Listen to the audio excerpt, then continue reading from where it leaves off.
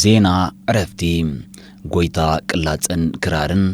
ስነ-ጥበባዊ ኢያሱ ተስፉነይ ስነ ስርዓት ቀብሪ ገዲም ድምፃውን ሙዚቀኛን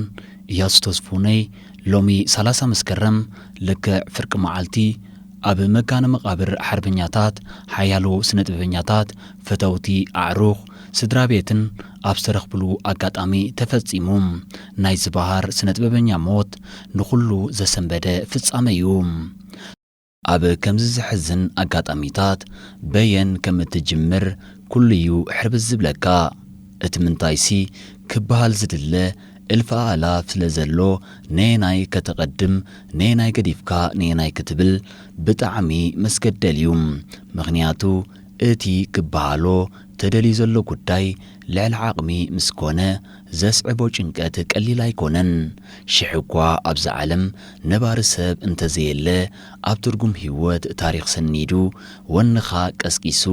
እናሻዕ ዘባራትዓካ ሰብ ክፍለየካ ግን ከቢድ እዩ።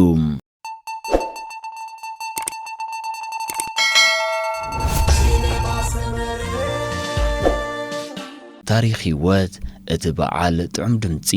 ንእሽቶ ሓዋ ነታ ኣብ ልቢ ኣፍቀርቲ ሙዚቃ ሃገርና ሓወልቲ ዝሰርሐት ባህር ድምፃዊት ነፍሲሄር ተበርህ ተስፉነይ ዝኾነ ወናም ስሑል ጎረሮ ድምፃዊ ኢያሱ ተስፉነይ ስድራ ቤት ደቀቦይ ተስፉነይ ኣብርሃ ቁፅሪ ብዝሖም 6 ክኾኑ ከለዉ በኹሪ ተበርህ ዝማም ፍረወይኒ ክፍሎም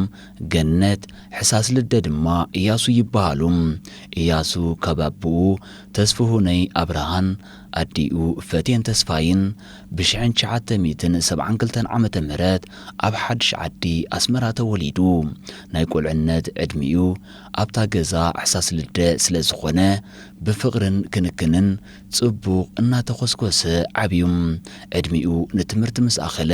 መባእታ ኣብ ሰሜናዊት ሓስሓስ ማእኸላይ ኣብ ማይተመናይ ካልኣይ ደረጃ ድማ ኣብ ቤት ትምህርቲ ሰማዕታት ሳንታ ኣና ተማሂሩ። ትምህርቲ ኣዝዩ ግደስን ናይ ምዝካር ክእለቱን ፍሉይ ስለ ዝነበረ ዝተምሃሮ ዘይርስዕ ብምዃኑ ደርፍታት ግጥሚ ሕደማ ድማ ሓንሳብ እንድሕር ኣንቢብዋ ቀልጢፉ ናይ መሓዝን ምድጋምን ደርፍታት ካብ ግዜ ቁልዕነቱ ጀሚሩ ፍሉይ ክእለትን ብቕዓትን ነይርዎ እዩ። ጽልዋ ናይ ዓባይ በኹሪ ሓፍቱ ባህር ድምፃዊት ነፍሲሄር ተበርህ ተስፉነይ ጣዕመ ዜማታት ጸሊዎ ብተደጋጋሚ የዚሞ ስለ ዝነበረ ነቲ ድምፃዊ ናይ ምዃን ባህጉን ድሌቱን ካብ መዓልቲ ናብ መዓልቲ እናወሰኸን እናበረኸን ከይዱ። ኢያሱ ሕብሪ ድምፁ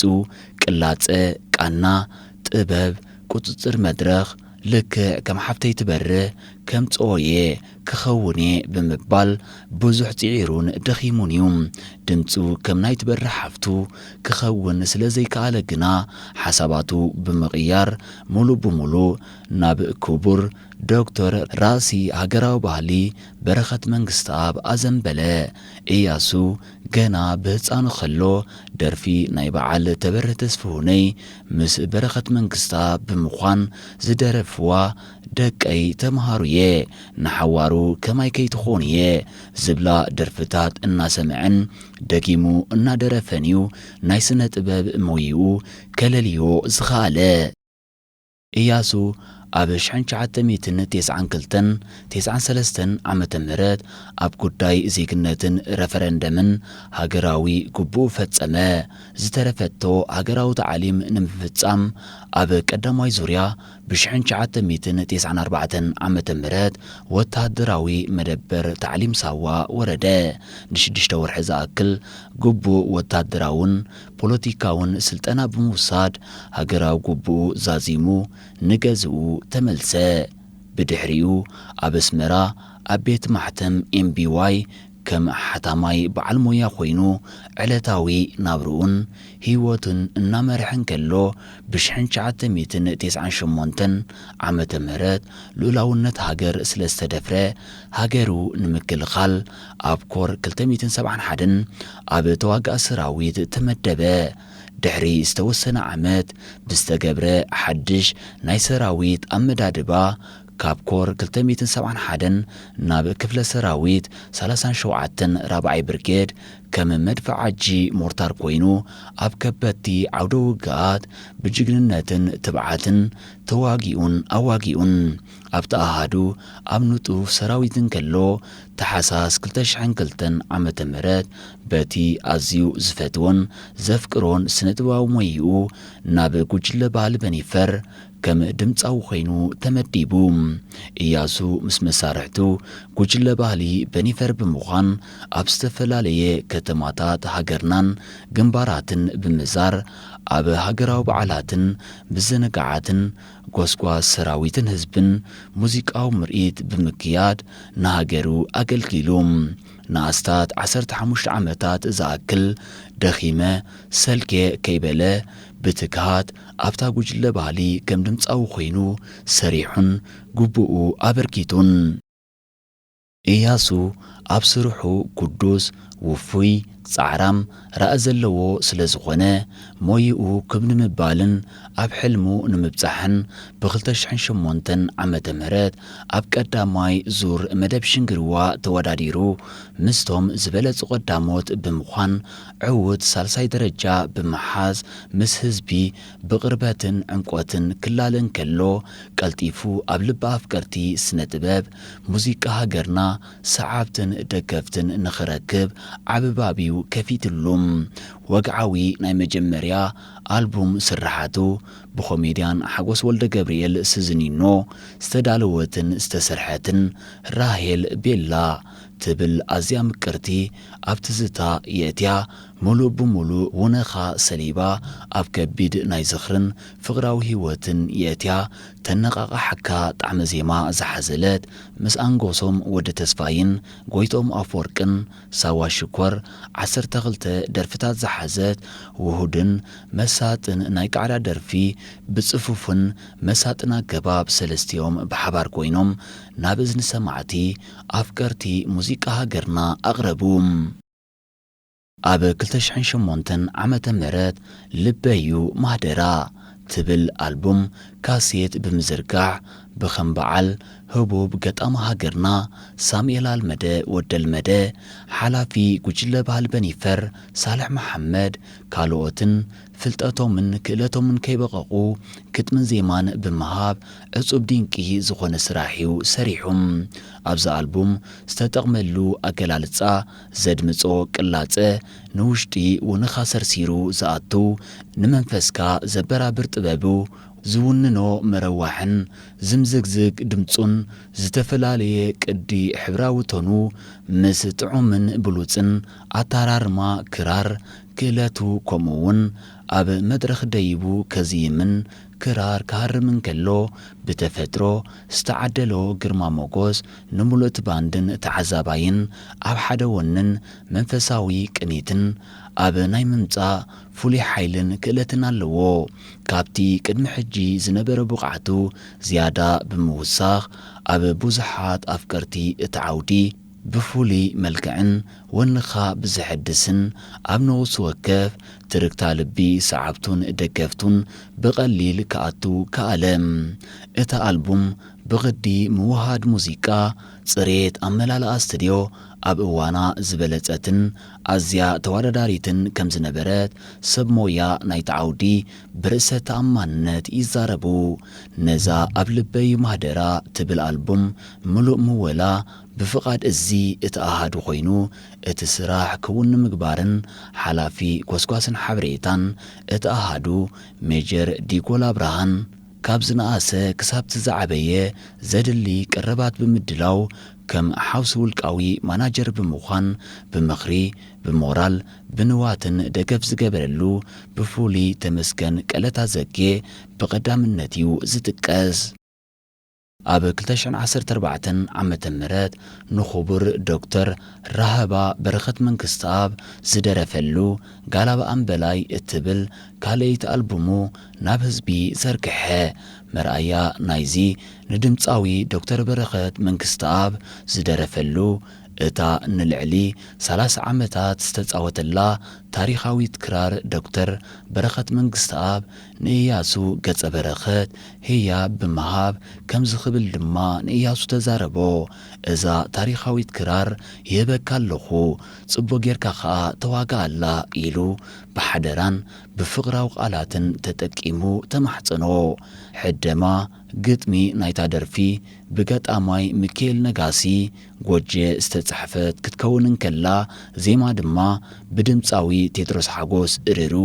ብጥበብን መጽናዕትን እያ ተሰሪሓ። ኢያሱ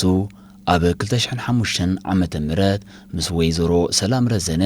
ቃል ኪዳን ብምእሳር ሉልያ ሴም ሻም ዝበሃሉ 3 ምጭዋትን ጽቡቓትን ውላድ ኣለውዎ። ንኹሎም ኣብ ህይወተይን ኣብ ስነ ጥበባዊ ሞያይን ዝደገፉኒ ዝመኸሩኒ ሓሳብ ዝሃቡኒ ኮታ ኣብዚ ደረጃ ንኽበጽሕ ዘይሕለል ኣበርክቶ ዝገበርኩምለይ ብፍሉይ ራህባ ዶክተር በረኸት መንግስትኣብ ሞያውን ኣባታውን ምኽርኻን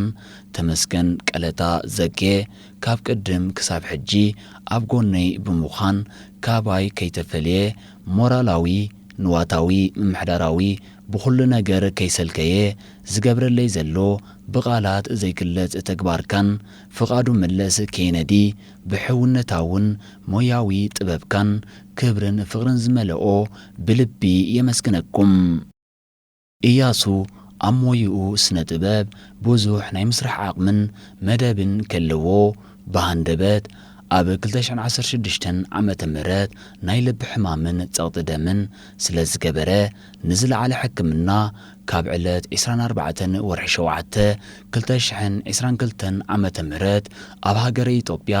ምስታ ካብ ክቡር ራህባ ዶክተር በረኸት መንግስትኣብ ዝተበርከተትሉ ታሪኻዊት ክራር ሒዙ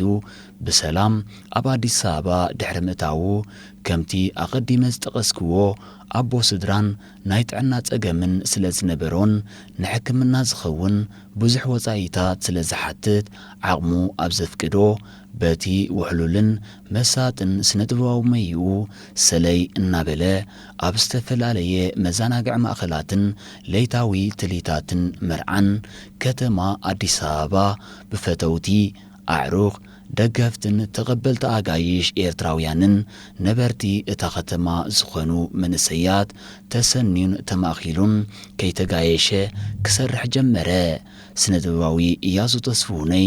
ዕለታዊ ህይወቱን ናብርኡን እናካየደ ኸሎ ምስ ካልኣይ ዓርኩ ካብ ስራሕ ናብ ገዛ ብሓባር እናኸዱ ኸለዉ ብዘጋጠሞም ሃንደበታዊ ናይ መኪና ሓደጋ ብኸቢድ ድሕሪ ምህራም እቲ ዓርኩ ሕክምና ኸይዱ ክሓዊ ኸሎ ኢያሱ ግን ክሰርር ኣይከኣለን። ብዕለት 27 መስከረም 2022 ዓመተ ምህረት ዘለኣለማዊ ዕረፍቲ ዓሪፉ። ጽሕፍቶ ሞት ኣብ ዓዳ ኣይትብል ኣብ መገሻ ብጣዕሚ ብዝሕዝን ኣጋጣሚ እቲ ብሉጽን ኮኸብን ስነ ጥበባዊ ምስ ብዙሕ ሕልምታቱን ሕልሚ ብጾቱን ተስፋን መጻኢ ስድርኡን ብዓብዪ ድማ ስነ ጥበብ ሃገርና ዓብዪ ክሳራ እዩ። ብተወሳኺ እውን ትማሊ ዕለት 27 ኣብ ገጻት ማሕበራዊ መራኸቢታት ልቢ ዝሰብር ዜና ክናፈስ ውዒሉን ኣምሲኑ ኣሎ። እሱ ኸኣ ሕልፈት ስሙ ኢትዮጵያዊ ድምፃዊ ማዲንጎ ኣፈወርቂ እዩ። ኤርትራዊ ድምፃዊ ኢያሱ ተስፉነይን ኢትዮጵያዊ ድምፃዊ ማዲንጎን ብሓደጋን ብዝሓደሮም ሕማምን ኣብ ሓደ መዓልትን ዕለትን ካብዛ ዓለም ብሞት ተፈሊሙና ኣለዉ። እግዚኣብሔር ንስድራ ፈተውቲ እዞም ክልተ ብህዝቢ ልዑል ተቐባልነትን ኣድናቖትን ዘለዎም ህቡባት ስነ ጥበባውያን ብመንፈሱ የጸናንዓዮም እናበልኩ ንኽብርቲ በዓልቲ ቤቱ ሰላም ረዘነን ምስ 3 ምጭዋት ደቃን ንስድራ ቤቱ ንኹሎም ኣፍቀርቱ ፈተውቱ የዕርኽቱ ንስነ ጥበባውያን ሃገርናን ጽንዓትን ብርትዕን ይሃብ እናበልኩ ንድምፃዊ ኢያሱ ተስፉነይ ድማ ልዑል እግዚኣብሔር ኣብ ኣጸደ ገነቱ ይቀበሎ። ጸሓፍን ኣዳላውን ዳንኤል መንግስቱ ገደም።